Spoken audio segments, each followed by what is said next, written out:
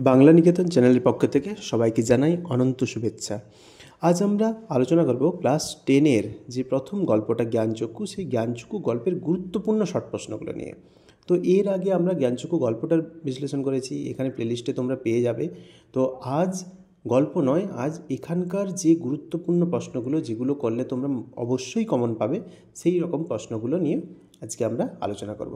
তো 1 নম্বরের সমস্ত প্রশ্নগুলো মাত্র 30টা প্রশ্ন, তার মধ্যেই তোমরা কিন্তু কমন পেয়ে যাবে। তো যারা চ্যানেলের সঙ্গে জুড়ে আছো তাদেরকে অসংখ্য ধন্যবাদ। যারা নতুন দেখছো ভিডিওটা, তাদের কাছে আমার একটাই অনুরোধ, অবশ্যই চ্যানেলটিকে সাবস্ক্রাইব করে সঙ্গে থেকো। তো দেখতে থাকো প্রশ্নের উত্তরগুলো। প্রথম প্রশ্ন কি, জ্ঞানচক্ষু গল্পটি কার লেখা? উত্তর, আশাপূর্ণা দেবী। 2 নম্বর প্রশ্ন, জ্ঞানচক্ষু গল্পটি কোন গল্পগ্রন্থ থেকে নেওয়া? উত্তর, কুমকুম গল্পগ্রন্থ থেকে। 3 নম্বর প্রশ্ন, কোন কথা শুনে তপনের চোখ মার্বেল হয়ে গেল? উত্তর হবে, তপনের নতুন মেসোমশাই নাকি লেখক, তিনিও নাকি বই লেখেন এবং তার বইও ছাপানো হয় এই কথা শুনে। 4 নম্বর প্রশ্ন, তাই জানতো না, কে কি জানতো না? জলজ্জেন্ত একজন লেখককে এত কাছ থেকে দেখা যায়, তাই তপন জানতো না। 5 নম্বর প্রশ্ন কি, এ বিষয়ে সন্দেহ ছিল তপনের? কোন বিষয়ে তপনের সন্দেহ ছিল? লেখকরা যে তপনের বাবা, ছোট মামা, মেজো কাকুর মতো মানুষ, এই বিষয়ে তপনের সন্দেহ ছিল। 6 নম্বর প্রশ্ন দেখো, তপনের প্রথমবার কখন জ্ঞানচক্ষু খুলেছিল? না, নতুন মেসোকে দেখে।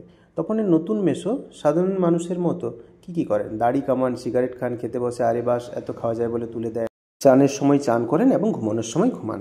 পরের প্রশ্ন 8 নম্বর, নতুন মেসো ছোট মামাদের মতো কি করেন? না, খবরের কাগজে সব কথা নিয়ে গল্প করেন, তর্ক করেন, আর শেষ পর্যন্ত এদেশের কিছু হবে না বলে সিনেমা দেখতে চলে যান বা বেড়াতে বেরোন সেজেগুজে।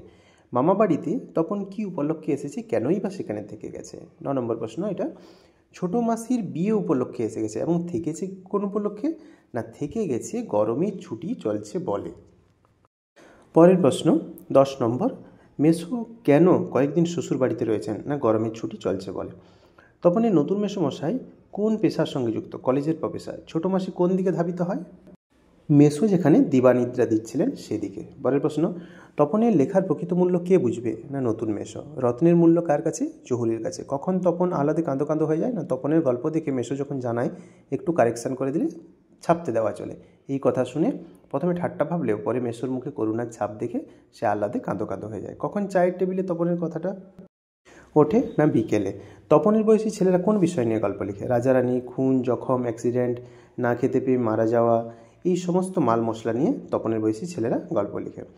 তপন কোন বিষয় নিয়ে গল্প লিখেছিল? না, ভর্তি হওয়ার প্রথম দিনের অভিজ্ঞতা এবং অনুভূতি নিয়ে সে লিখেছিল গল্প। 19 দাগের প্রশ্ন, কখন কোথায় বসে একা শুনে তপন গল্পটি লিখে ফেলেছিল? না, দুপুরবেলা হোম টাস্কের খাতা নিয়ে 3 তলার সিঁড়িতে উঠে তপন গল্পটা লিখে ফেলেছিল। পরের প্রশ্ন 20 দাগ, নিজের লেখা গল্পটি পড়ে তপনের কীরূপ অবস্থা হয়েছিল?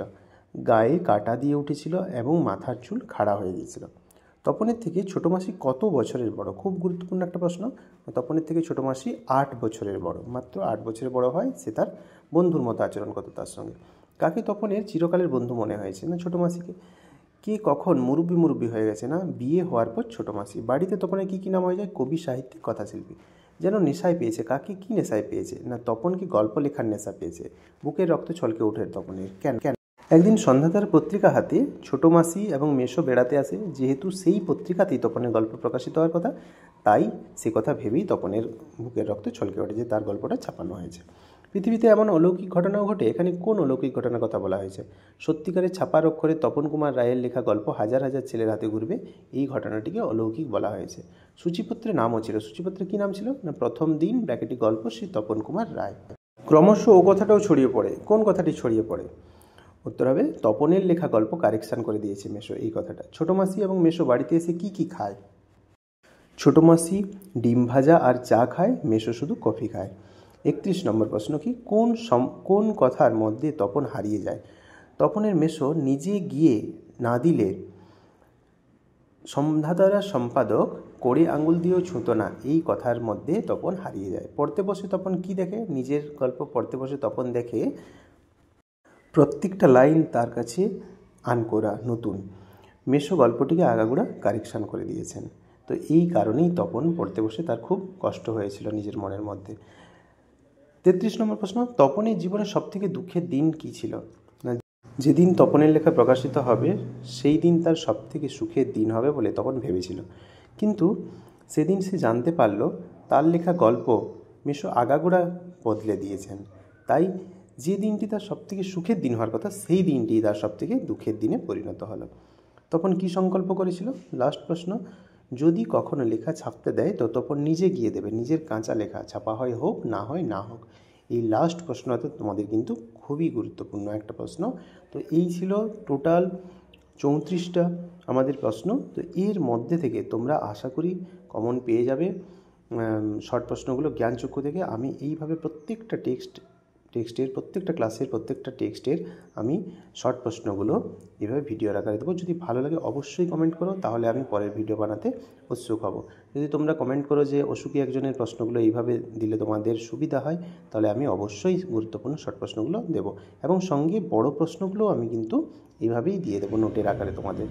তো তাই তোমাদের কাছে একটাই বলা, যে যদি ভালো লাগে বা যদি প্রয়োজন হয় তোমরা অবশ্যই কমেন্ট করে জানিও, এবং অবশ্যই চ্যানেলটিকে সাবস্ক্রাইব করে কাছে থেকো।